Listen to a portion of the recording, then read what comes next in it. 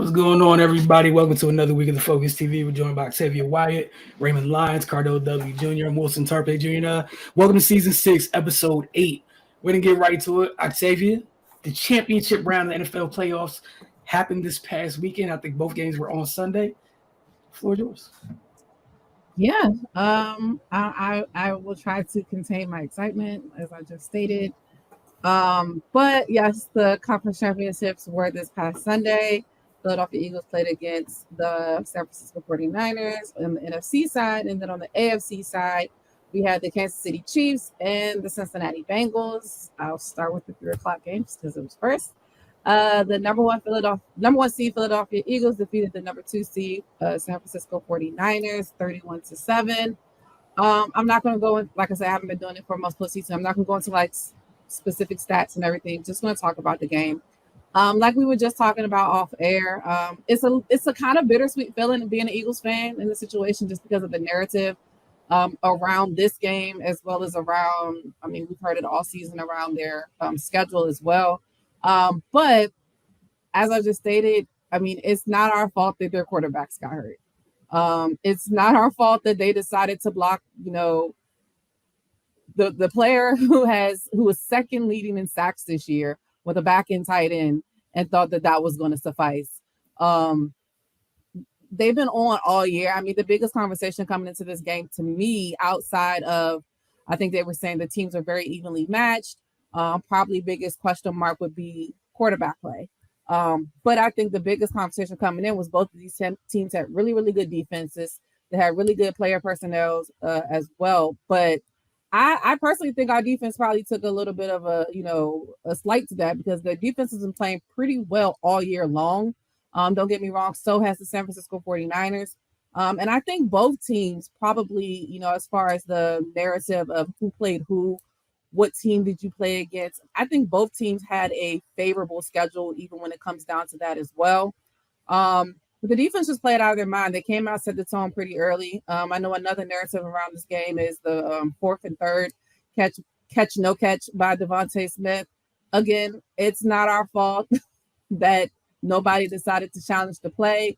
It happens in every single game. So I guess the part that's throwing me off is that, okay, yes, the championship game. But now everybody is all up in arms about it, but it happened all through the season. Granted, I understand and I completely get where 49ers fans and people are coming from. It was definitely difficult after that. It sucks that, they get this far into the season and unfortunately aren't able to put their best foot forward because they don't have a quarterback.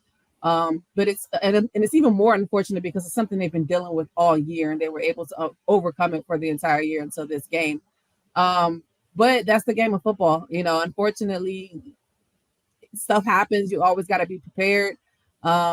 It sucks. It really does suck for them. I understand that. I completely understand it, but I just don't like the narrative around the fact that it seems like, well, we didn't deserve it, or things could have been different if X, Y, Z happened. Things weren't different. This is what happened. You play what's in front of you. Granted, Jalen Hurts didn't have a great game throwing the ball. But again, I like the fact that even if he doesn't have a good game throwing the ball, we can always rely on the run game. Granted, the 49ers defense definitely played really, really well in the first half. Outside of the catch on the fourth and third play, they pretty much held us pretty well. The run by Christian McCaffrey was just ridiculous. I listened to Darius Slay on his podcast earlier today, just talking about how he was even sitting there like, I didn't even think he saw me, but he did. And he just like ran over me. So Christian McCaffrey, granted, he also had some injury. I think they said he had a calf injury. So he was fighting through that as well. Injuries all around. I mean, Chris McCaffrey with the calf tightness. I know Elijah Mitchell didn't play. They elevated Tevin Coleman due to Elijah Mitchell not playing. I mean, Lane Johnson has a torn adductor, who he said he retore in the divisional round as well. Of course, Jalen Hurts with the shoulder injury as well. So it's injuries to go all around. I think both teams played as best as they possibly could. But it just came down to, unfortunately, injuries in this game and just having enough player personnel in order to get through it. But I'm very proud of my team. I did not see this coming when the season started. I thought we'd be decent. Did not think we would get all the way to the Super Bowl. So Congratulations to them. Also, congratulations to the 49ers. Like I said, they had a rough start to the season as well. I think they went on a 10-game winning streak as well. So they definitely have a lot of the pieces that they need. They just couldn't, outside of Christian McCaffrey, they couldn't really do anything because we knew that they were going to run the ball. So Kittle couldn't get the ball. Debo couldn't get the ball outside of him, doing the sweeps. And Ayuk was pretty much neutralized in that situation as well. But kind of have to do what you have to do. So they did win the game. And then after that game, it was the AFC Championship where the number 1 seeded Chiefs defeated the number 3 seeded Bengals 23-20. Another narrative around this story is the penalties. Not the penalties, excuse me. The referee and the officiating of this game, there were questionable calls up and down. And a lot of people are saying the NFL is rigged, which to me is just crazy to think that these grown 300-pound people are just going to be like, oh, yeah, let's just let them win because the league says it's going to be better for us. Yeah, I don't really see that happening. But, conspiracy theorists, do what you may. Because last week they said they didn't think DeMar Hamlin was really alive. So these are the things that these conspiracy theorists come up with every week. So it doesn't surprise me. Now, granted, yes, there may have been some questionable calls during the game. I think the third down reset was still things that people were trying to understand what happened. People were looking at the punt that Sky Moore ran back to give them decent field position at the end of the game. People were saying there was a block in the back. The scamper that Patrick Mahomes had that led to the actual penalty of unnecessary roughness with Joseph Asai pushing him when he was already out of bounds. They were saying that there was holding on that. I mean, the thing about it is you can never really let the refs dictate the game. You got to really control what you can because these things are going to happen as we see every year, which is why these things confuse me because these situations happen every year. It's human error. People make mistakes. I'm sure they don't want to be the referee that gets the missed call in the AFC Championship and have this whole hoopla going on all year for the rest of the year, rule changes and all type of things coming out of that. But I mean, granted, Patrick Mahomes playing on 1.5 legs with a high ankle sprain. I thought he moved better than I thought he was going to, coming off one the week earlier. And I mean, most people who have high ankle sprains, you see them in walking boots. Granted, you could see he had a noticeable limp. Some midway through the game, like early third quarter, you could really started to see that it really was bothering him. But for him to, suck it up basically and put his body on the line because that run he had at the end of the game towards the sideline basically put them in, field goal range. Now, we've seen Patrick Mahomes and the Chiefs do a lot of crazy things in less time. So even if that play hadn't happened, they still had a pretty good, decent chance probably to get closer in order to get in field goal range for Harrison Butker, who is a great field goal kicker, as we all know. Cincinnati Bengals, I think their head got a little bit too big. It was a lot of talk. Granted, this is what the game is about. I understand it.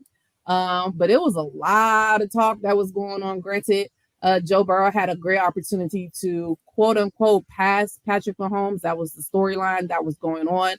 He would have beat him. He would have been 4-0 against them. Now he's 3-1.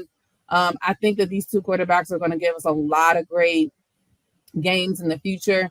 I don't think it's fair to leave Josh Allen out as well, just because he had a up and down season. I think he's a great quarterback as well. So I think the AFC is going to have a lot of great things coming, but the Kansas City Chiefs were able to pull it out. So they will be also going to the Super Bowl. They will be playing against first time in a while. I think that there's been the number 1 seed versus the number 1 seed in the Super Bowl, as well as this is the first Super Bowl where 2 starting quarterbacks are Black. So that's always something great because we know at the quarterback position for a very long time, they didn't think Black quarterbacks were equipped enough to do it. So it's nice to see 2 young quarterbacks in there. I think they said this is also going to be the 2 youngest starting quarterbacks in the Super Bowl. So they'll be in Arizona in 2 weeks. This week we have the redesigned Pro Bowl stuff going on. I probably will actually watch this year just to kind of see what's going on because I haven't watched it in years, to be completely honest. So I'm a little bit interested to see how it works out.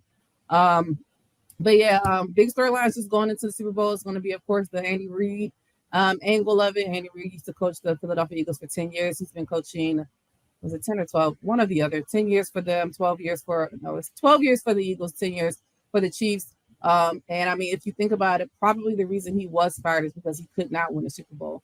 So the irony, seeing him play against his old team in the Super Bowl after they won a Super Bowl 5 years ago, is going to be a great storyline. And then, of course, Travis Kelce and Jason Kelce, the first brothers to play against each other outside of coaches in the Super Bowl. They both already have one, so this is going to be kind of cool to see who gets bragging rights over the other. I don't know if you guys watch their podcast. Their podcast is hilarious. So I'm just looking forward for their next episode to drop to see what they're going to talk about. They usually drop on Wednesday, so I'll see if they're doing it because maybe they're just in a situation like, yeah, we're not talking until after the Super Bowl. But yeah, next week we'll talk about, more in depth about the Super Bowl and what's going to be, storylines, what the projections are, and it's just going to be a really, really good game. And if I was financially irresponsible, I would go. I promise you I would if I was financially irresponsible. I mean, my team and then Rihanna, like I would be there, but I'm trying to be financially responsible in 2023, so I think I'll watch from home. Yeah, you should be as excited as you want to be about your team going to the Super Bowl again. The narratives out there are special. Fans need help, a lot of help, all of the help. I see some nasty stuff from the fan base of the team I root for, and then people need help. They need a whole lot of help. Cardell, Ray, y'all had any thoughts on the championship games this weekend before we move on?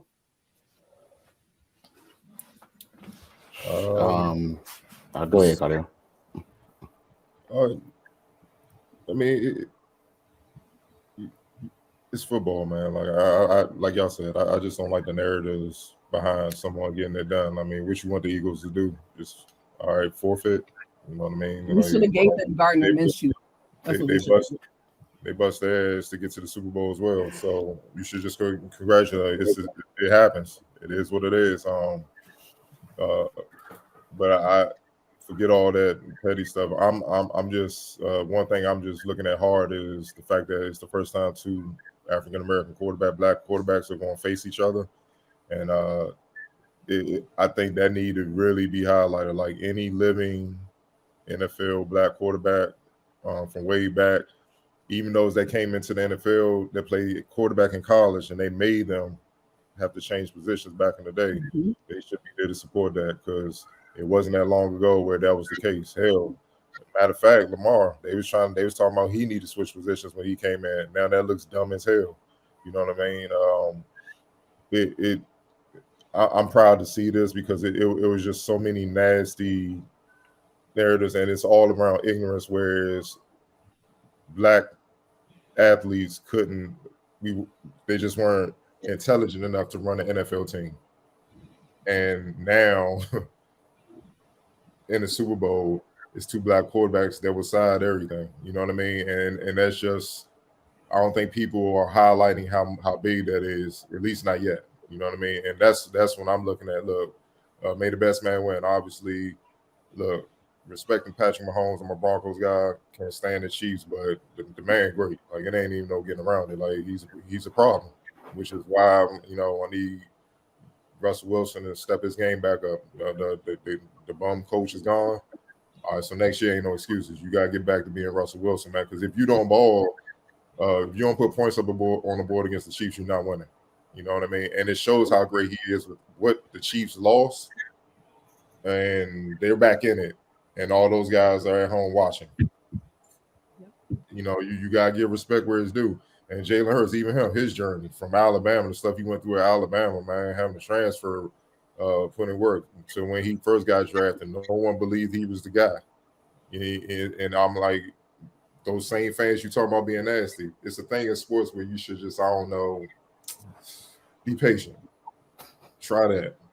Transitions to the next level is hard as hell. It takes time. And you can clearly see when people start making these things like he's not the guy after 1 year or a few games or whatnot. It just shows you that the ignorance and impatience in a lot of people and the inexperience. You know what I'm saying? And some of them came out of former NFL people mouths, which is why, like, when it comes to NFL, it's very certain people. It's select few who I will listen to when it comes to analyzing the game or breaking down talent. You know what I mean? Because a lot of people let their preference get in the way of accepting what is. and that's the case. And you see a lot of teams still struggling. You know what I mean? You know, look at Lamar. I'm hoping the Ravens drop the ball. You know what I'm saying? Because I'm like, there's plenty of teams that will give him the max, and he would change the fortunes.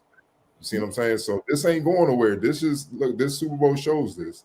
I know Jalen Hurts, he's not the speed demon that Lamar is, whatever, but he's mobile. He can throw the ball. We know Patrick Mahomes mobile and can throw the ball. This is what it is. These type of quarterbacks are here to stay. And the guys still stuck in the 60s and the old days.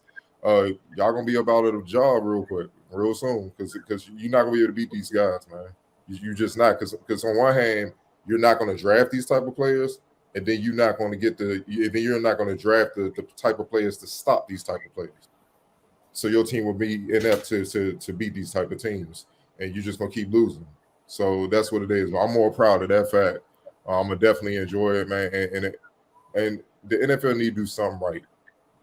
Why not have all those guys, like have them be celebrated, all the black quarterbacks, all of them be celebrated, because this is a crowning achievement, and it shows that ignorant stereotype was just what it was. It was just ignorant, and there was a lot of racist jackasses back in the day that put that on far too many quarterbacks. And this situation could have possibly happened decades earlier had they just been given a chance. It's like what John Thompson said, man, look, I just want the chance to fail, just like everybody else. We can't even get the chance to fail.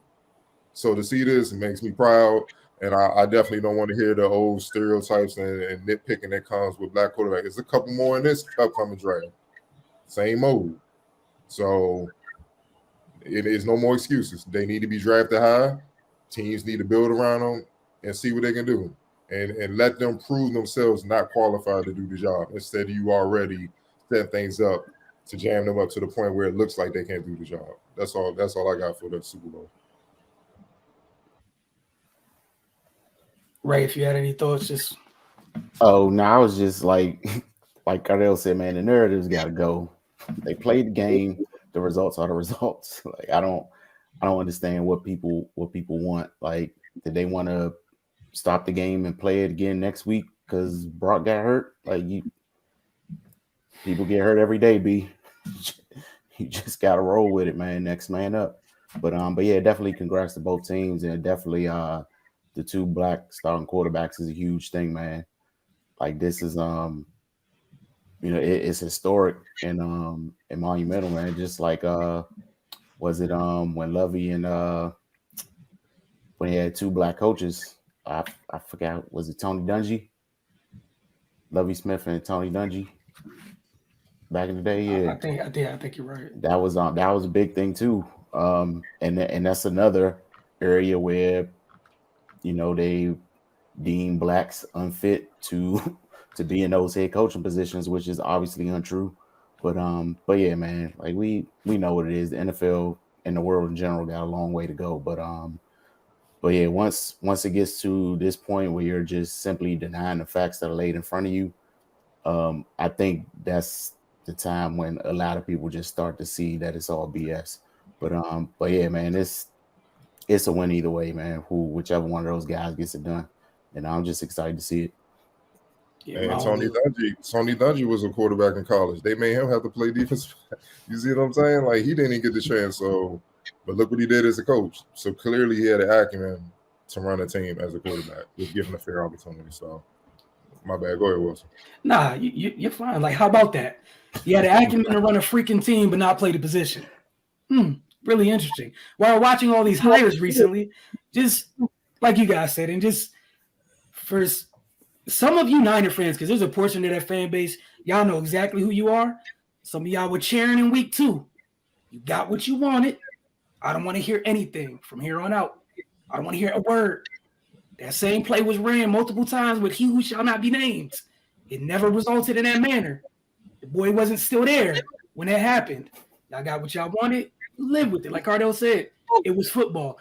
And also for the Eagles, yeah, the Niners defense had them in a box for a little bit. You want to know what changed it?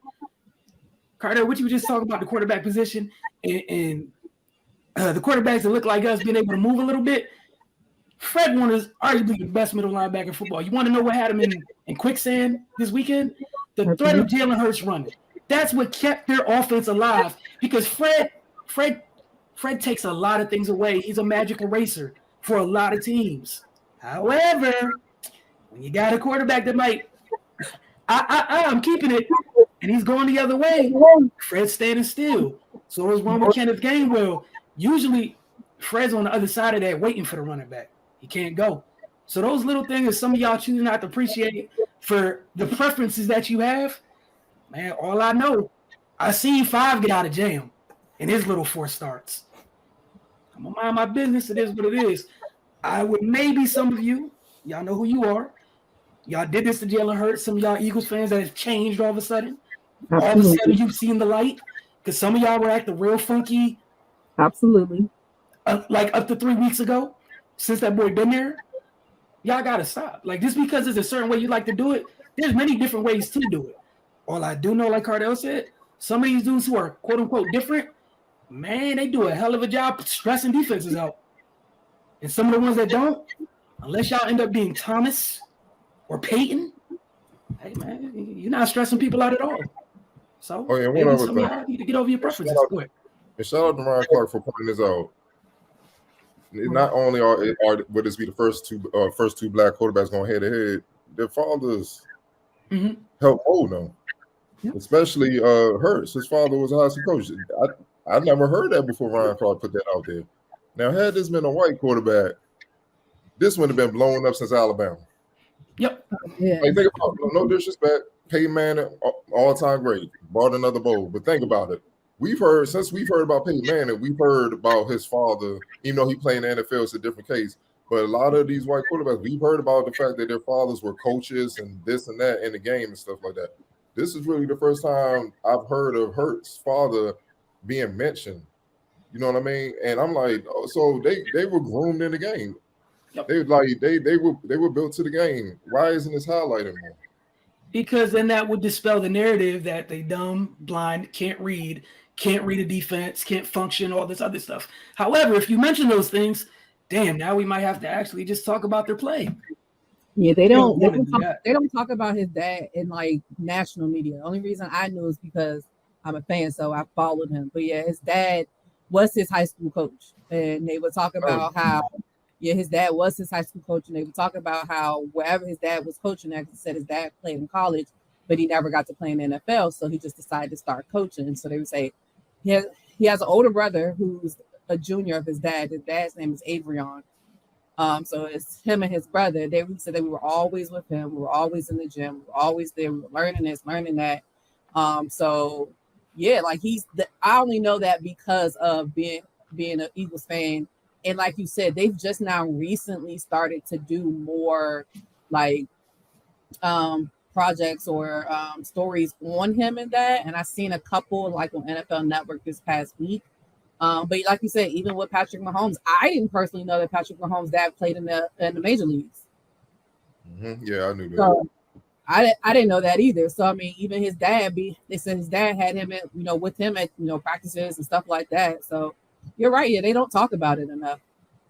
But that's my point. We'll have to this week. Alabama. You went to Alabama. That's a national football program. They was winning national championships. They number one in the country. Why wasn't that highlighted? If there had been a white quarterback, we would have known about that already before he even got to the NFL. So it's just a lot of BS that. Look, man, we know how the media workers were in it, how they pick and choose what they want to highlight based on whoever it is, if they like you or what narrative they want to push based on what their powers that be push. But this should have been pushed a long time ago. So to me, this Super Bowl, I know it's about the Chiefs and the Eagles or whatnot, but it's as much to me as about black excellence on and off the field too. Because we don't get highlighted enough with that. It's normally some BS behind it, some messy stuff involved. You know what I mean? So, like I said, I'm just as proud of that. That needs to be blown up more, man. They need to talk about that because I'm like, how he was built. That means Jalen Hurts and they were built for this moment. We already know Patrick Mahomes already got it done. He sealed it. He's just adding on. But Jalen Hurts, the youngin, you know what I'm saying? He's trying to knock off the king right now. I'm like, he's been built for this moment, building up for this moment all his life. Why isn't that highlighted more? You know what I'm saying? So that's just ridiculous to me, man. It should just be a Philly story. It should be a national story when you think of Jalen Hurts. You know what I'm saying? And that's going to give inspiration to other fathers coaching football, and they got their sons coming up and, look, all right, we're going to do this X, Y, Z, boom, boom, boom, boom. You see what I'm saying? Like, that's huge, you know, especially with me when I was growing up. I saw it firsthand with the Westbrooks, you know, playing with Byron, the younger brother, his older brother Brian coming there. I saw the coaching and stuff from his father always being on top of how that gives you an edge, and that knowledge helps you. The next thing you know, both sons in the NFL, one's an all-pro. You know, Posse may enter the hall for what he did, the damage he did down the road. So that's big. But had Coach Westbrook been an alcoholic or drug addict and not around, and they were raised by a single mother, you know what I mean? They would definitely highlight that. So I that's my problem with it, man. But man, kudos to my brothers, man. I'm just gonna root for both. I just hope it's a great game. They just go back and forth and really, you know, set the standard. Like, yeah, this is what we gonna do, and there's more of us coming. You either get with it or you're left behind. Period. Yeah, that's what I'm here for. Is go out there, both of you show out.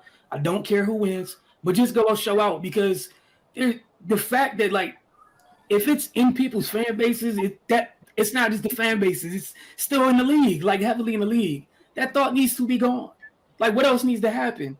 You got people denouncing MVPs to talk about, oh, someone took over somebody's spot just because they play it differently. It doesn't make any sense. I like Joe Burrow a lot.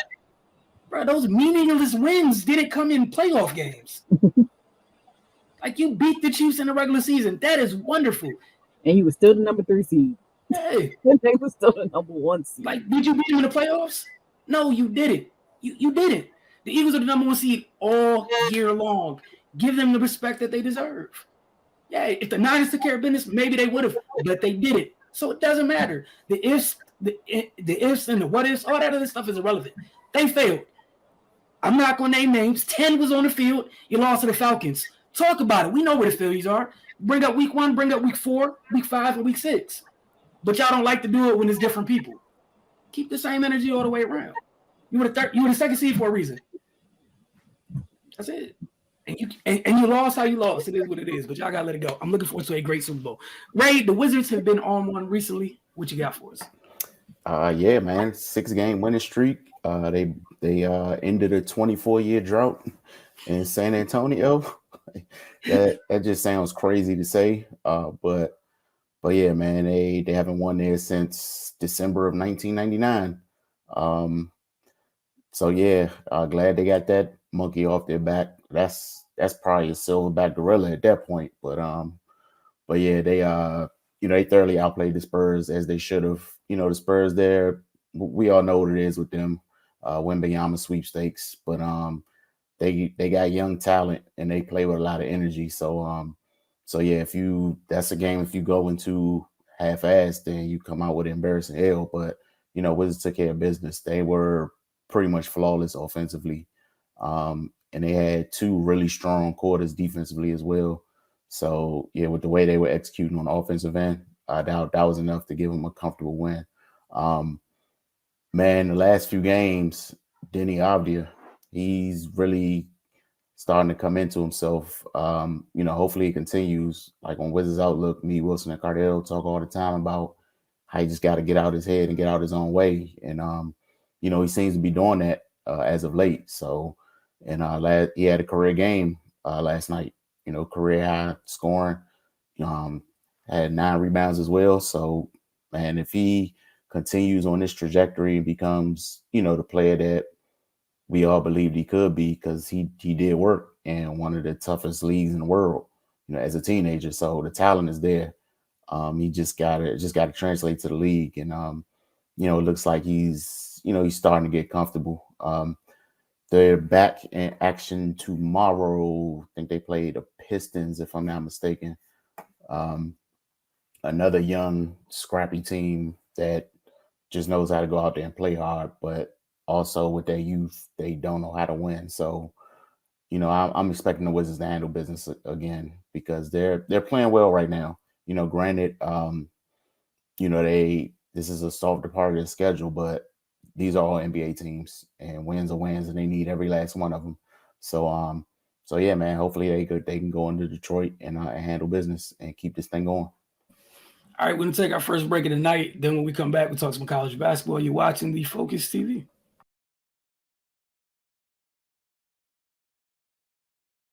Welcome back to the Focus TV. Onto our college basketball segment. Cardell, you're up. Yeah, GW's riding high, 3-game winning streak, but that all came to an end over the weekend against Fordham. Look, Fordham went on a late run to pull out an 85-70 win. GW, they came out strong to begin the game. They had by as many as 10 in the opening half and held a 37-33 halftime lead. Second half is where things went to hell. Now, the first half of the second half, it was a back and forth affair.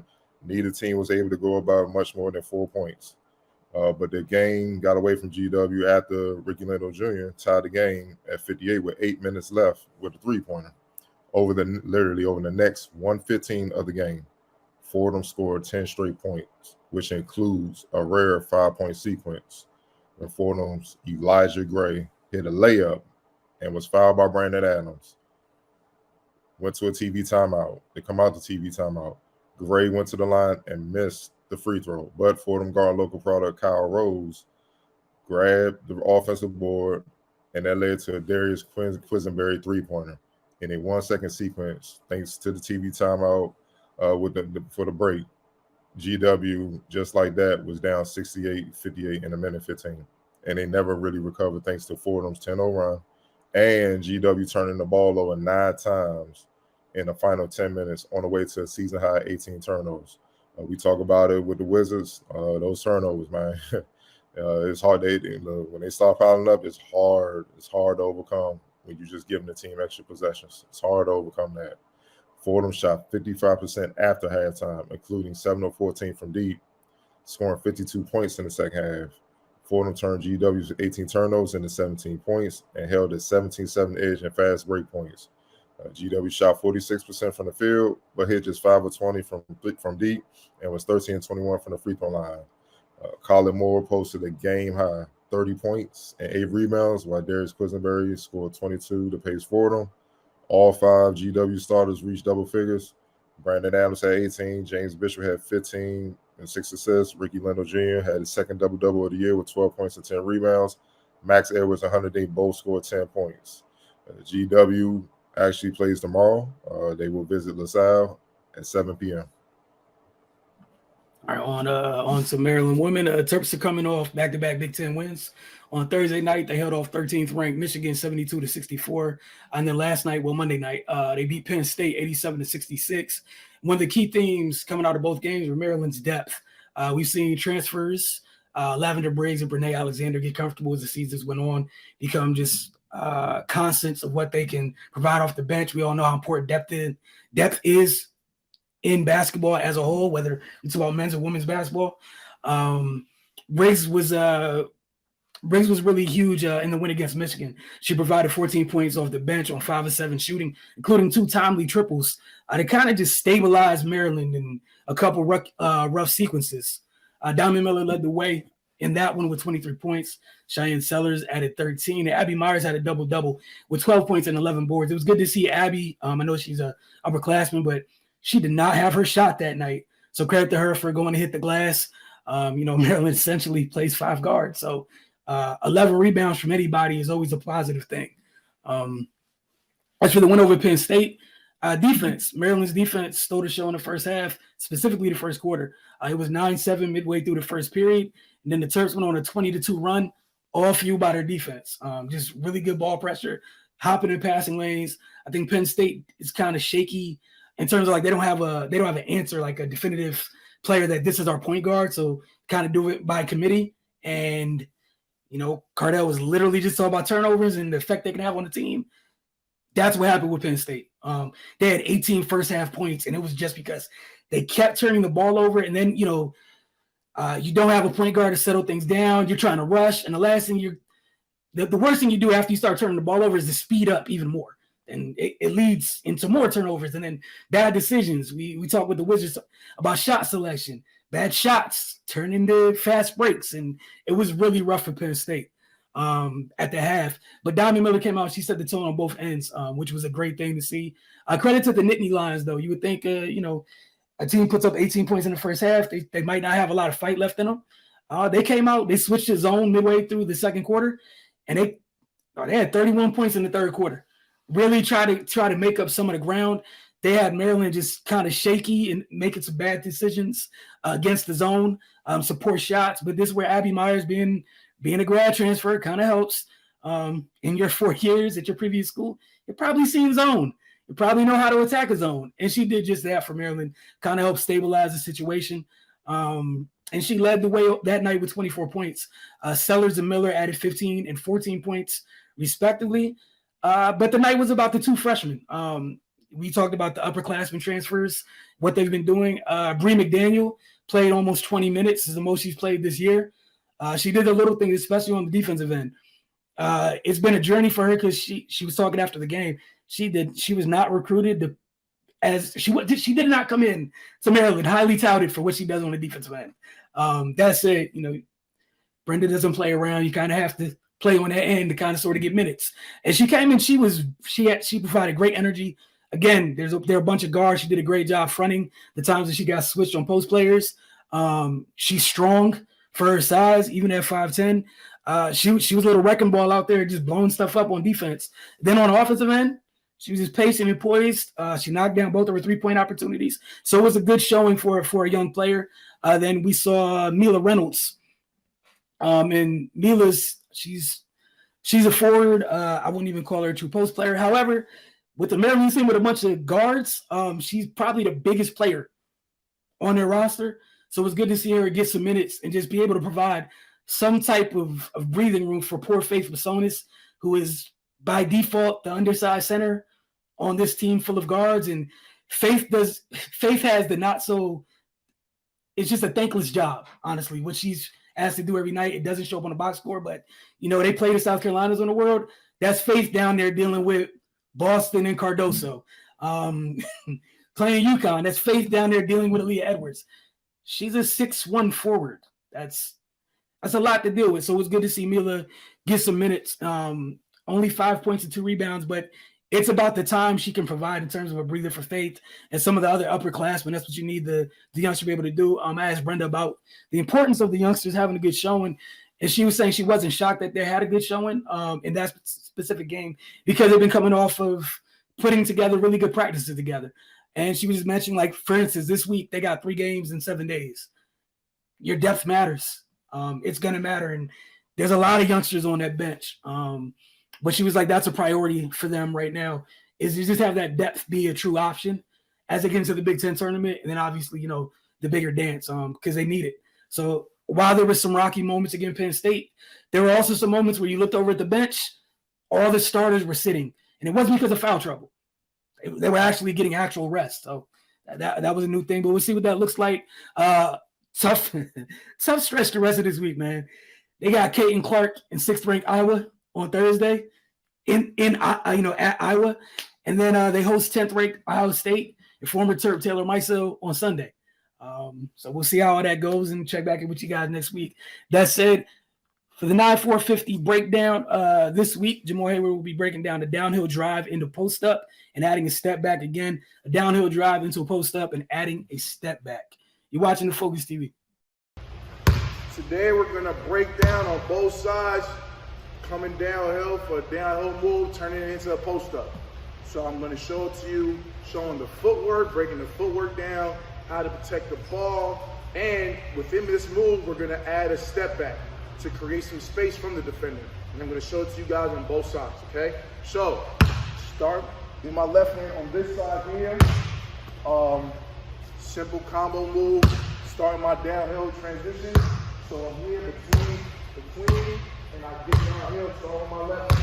Now, to break this down, so I go between, going downhill, my defender now starts to cut me off, I turn into my post-up. Now, I'm utilizing a spin to transition from my downhill move into a post-up. The key things with this spin move, what I'm about to show you is how you can get the ball stolen from you. So if I make this move, I'm here, I switch early, okay? With me switching hands early from my left hand to my right hand, With my back turned, I cannot see where the defender is at. So they can just easily come behind me, poke the ball out, go down here, and it's a dunk contest. Don't want that. So, coming downhill.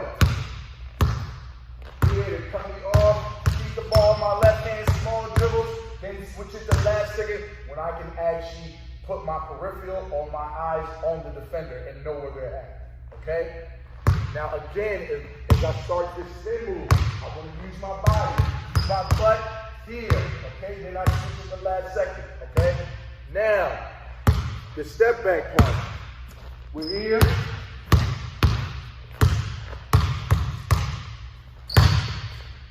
Shot.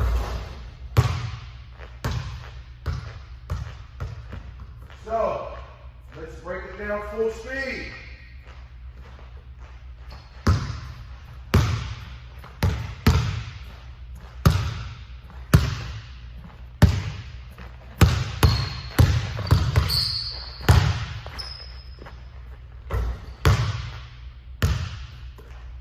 Notice how I changed pace and speed. Quick downhill move, getting downhill quick. Slow with the spin, quick step.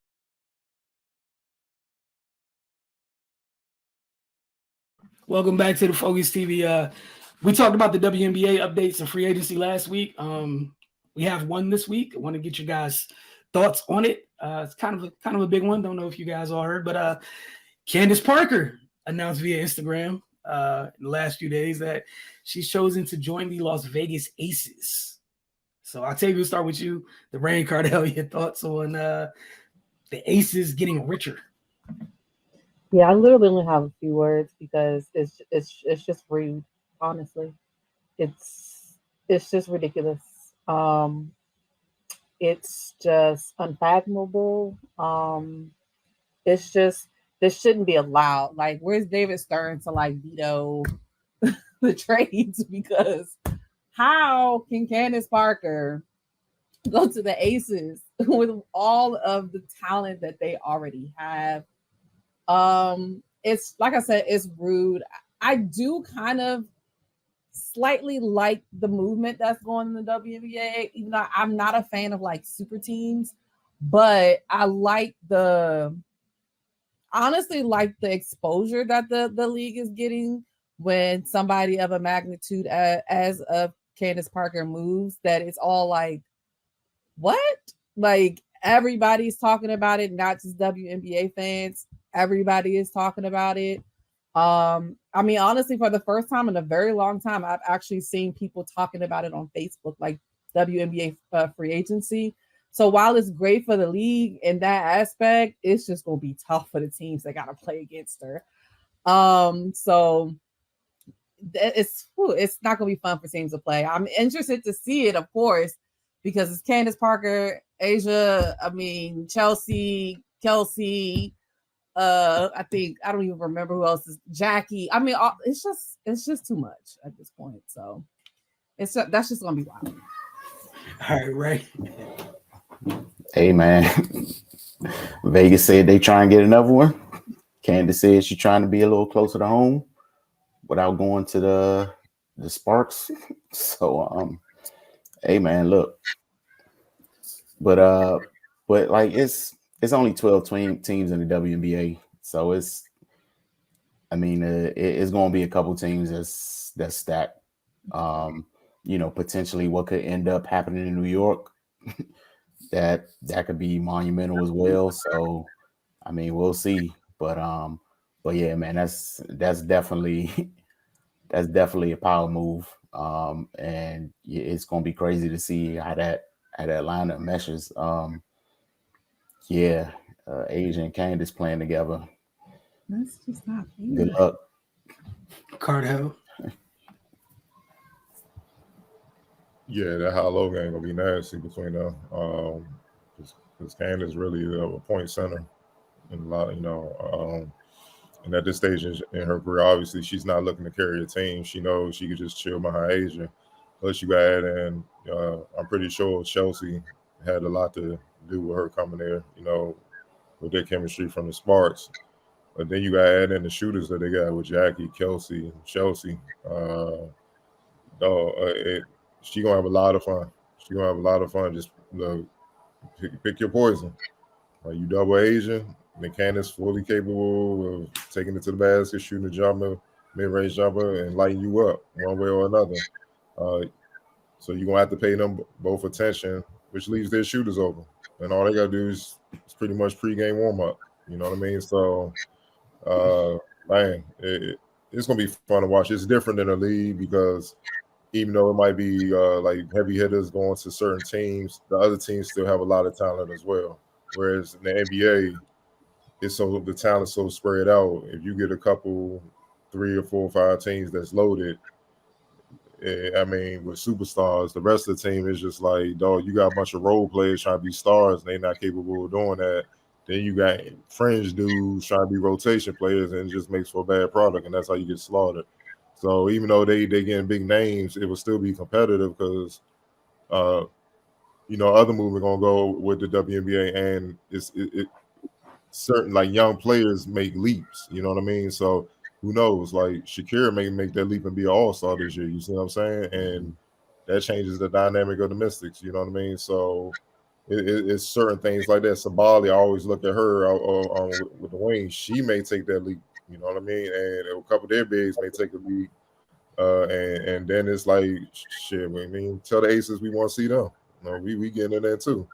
You know what I mean? And then look, if Stewie somehow gets to New York with John Quill, I don't think they worried about the Aces at all. We gonna send Candace into retirement.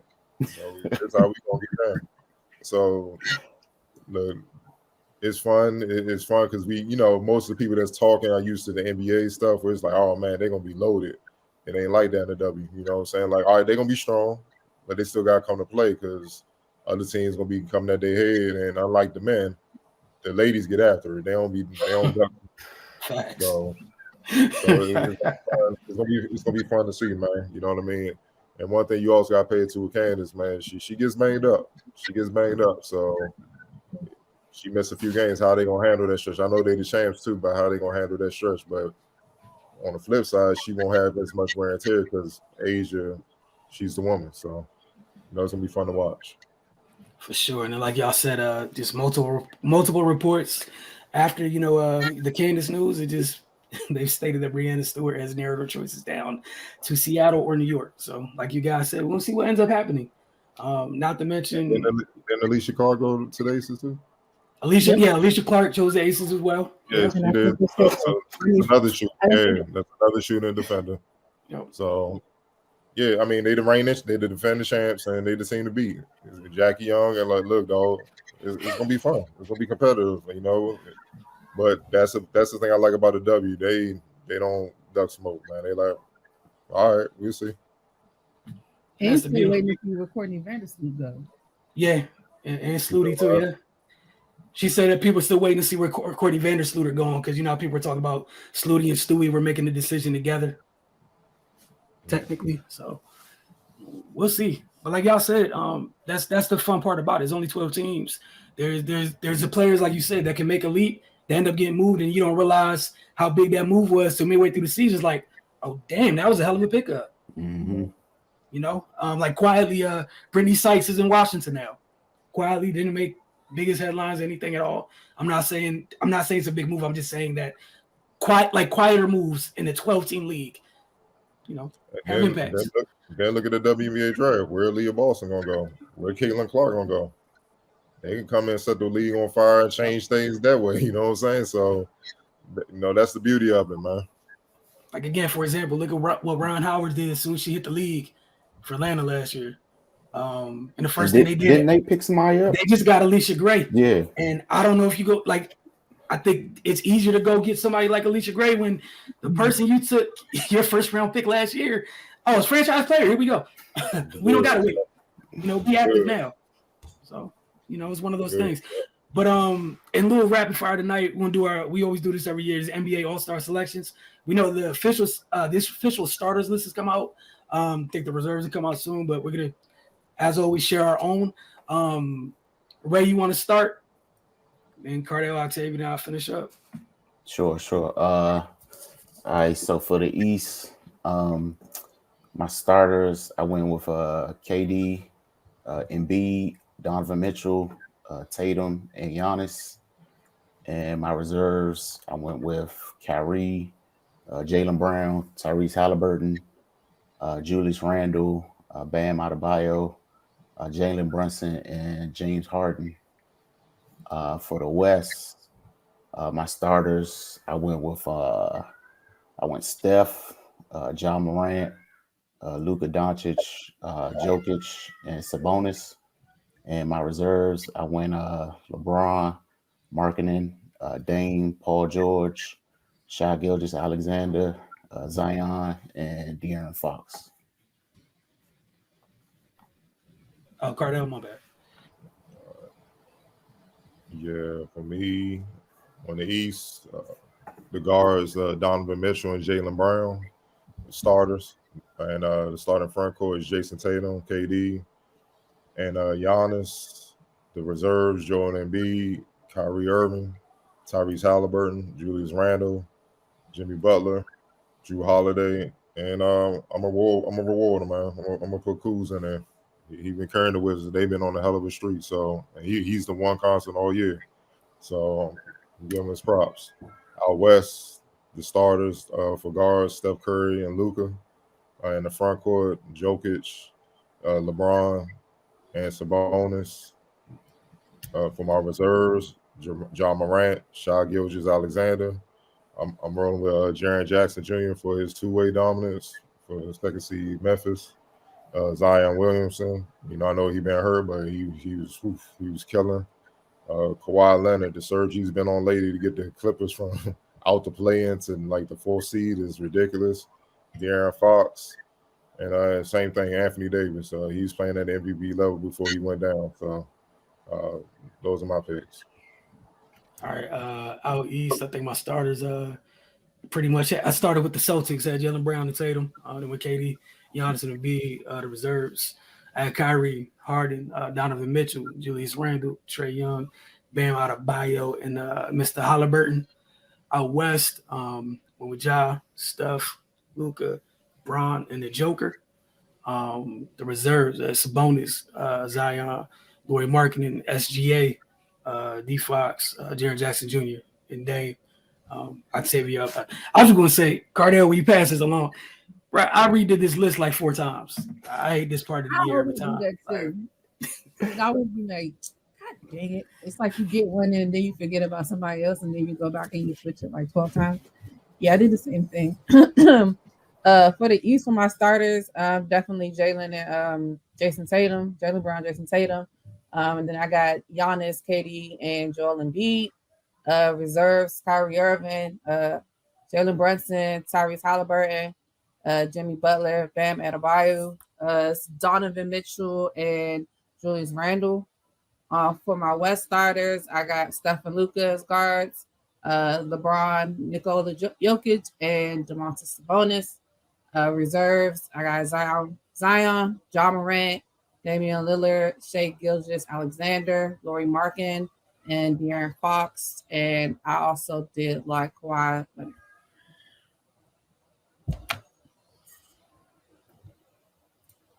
My fault. So, oh man, all right. So I know we're talking NBA, but this just popped up just now. So, WNBA players continuing to share stuff on Instagram. You guys mentioned Vandersloot a little while ago. She just signed with the overseas, right? Oh wait, nah. This what I just right now is goodbye to Chicago. Not saying what's next, just goodbye to Chicago. Like bye and hi to who? Yeah, no. Just on some just man.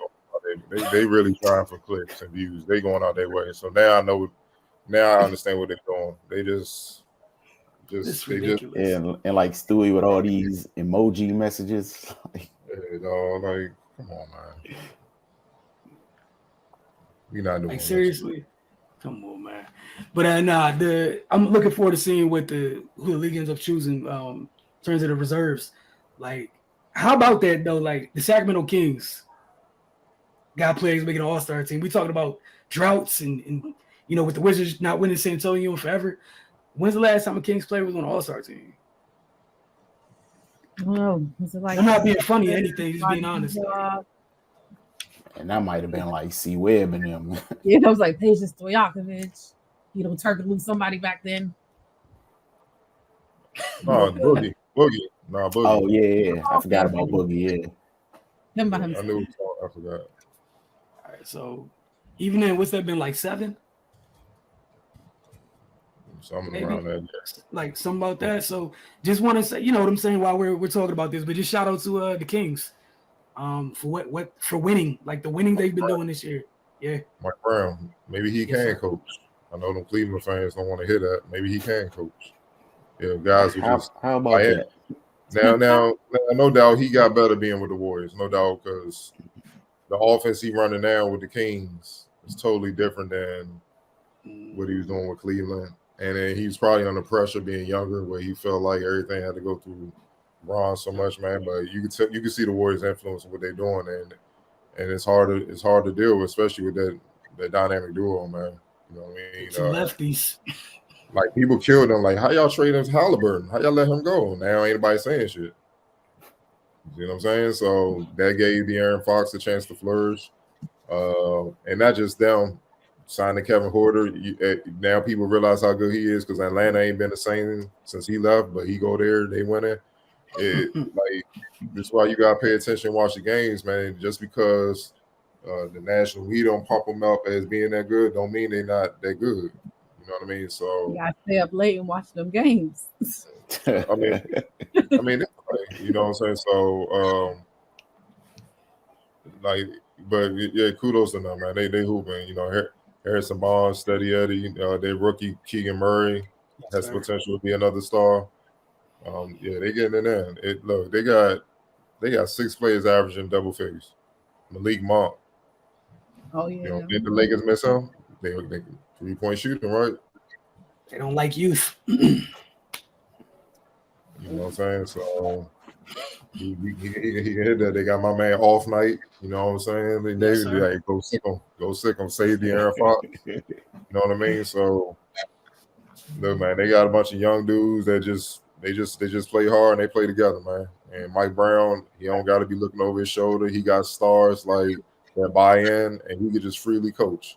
It's beautiful. When you know what I'm saying? No egos, no diva-ish. Hey, man, it is what it is. And not too long ago, they were saying De'Aaron Fox need to get traded. He ain't that good. Certain people. Now he averaging 24, 6, and 4 on 50% from the field. Man, it's almost like coaching matters.